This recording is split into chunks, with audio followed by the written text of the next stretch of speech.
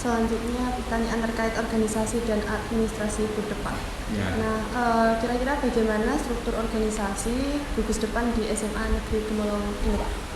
Kalau struktur organisasi kita mengikuti struktur organisasi baku dari Warcap, sehingga kita sudah sesuaikan, ada ya Kamadigus, kemudian pembina, ya dan seterusnya ke bawah sama, kita samakan dengan yang dari Warcap.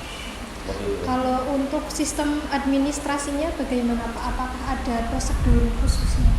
Kalau sistem administrasi kita juga menyadur dari Warcap, sehingga misalkan seperti buku induk, kemudian buku kehadiran, kemudian buku iuran kas adik-adik, kemudian yang lain-lain itu pokoknya kita semuanya gitu. Karena kebetulan saya kan juga membantu di Kuaran Molong, sehingga kadang itu kan dari Warcap kan memberikan administrasi ke Kuaran. Nah itu saya sadur, saya contoh untuk di gugus depan ini seperti itu. Pertanyaan selanjutnya, siapa saja yang terlibat dalam pengelolaan administrasi dan organisasi gugus depan? Tentu kita melibatkan pembina, kemudian pengurus DAP. Pengurus DAP itu pengurus Dewan Anggaran Negara, jadi anak-anak, jadi mungkin ada mulai dari Pradana dan seterusnya itu. Kita saling berkolaborasi, jadi misalkan persensi seperti itu ya berarti nanti yang membuatkan adalah pembina, kemudian kita serahkan kepada pengurus DAP, yang akan mempersensi adalah teman-teman DAP. Kemudian untuk misalkan masalah keuangan itu juga saya sudah menunjuk, pembina sudah ada sendiri yang memegang keuangan, sehingga di sekolah kita itu kan saya buat yang namanya gardu gerakan 2000. Setiap pelatihan itu kita ada yuran 2000, dan nanti yang ngurus itu anak-anak store ke pembina. Nah uang itu digunakan apa? Kadang untuk bakti sosial, kadang untuk keperluan DAP. Intinya kita gunakan untuk kemasyarakatan, bukan untuk memperkaya diri seperti itu.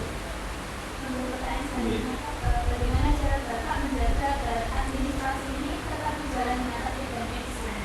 Ya, kalau saya selaku koordinator, saya akan terus memonitoring. Jadi misal contoh seperti keuangan, ya saya akan selalu memonitoring setiap minggu, saya tanyakan baik kepada pembina yang mengurusi terkait dengan keuangan itu, baik kepada pengurus DAP yang mengurusi terkait keuangan, kemudian persensi itu setiap minggu juga saya suruh laporan ke saya. Jadi nanti ketika ada yang tidak berangkat, saya tahu siapa yang tidak berangkat, saya panggil, kita berikan motivasi agar biar bisa mengikuti. Nanti kalau masih ya kita berikan istilahnya seperti punishment, tetapi punishment yang mendidik.